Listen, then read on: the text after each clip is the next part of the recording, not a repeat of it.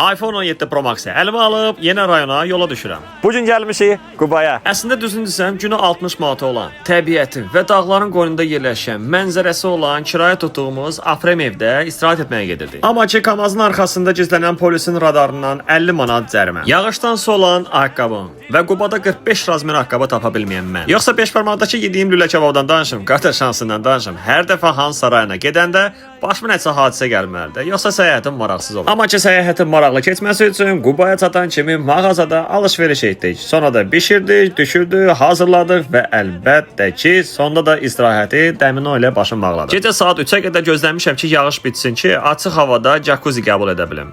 O da ki, yağış bitmədi. Mən də dedim ki, bir də nə vaxt yağışlı havada, açıq havada jacuzzi qəbul edə biləcəm. Elə girdim jacuzziyə. Hər şey gözəl idi, amma bu hələ Quba gəzintimin başlanğıcıdır. Tezliklə gəzdiyim yerləri hamısını paylaşacağam. İstəsəniz günü 60 manata tutduğum Afrem haqqında da video çəkə bilərəm. Əlbəttə ki, əgər bunu istəyirsinizsə.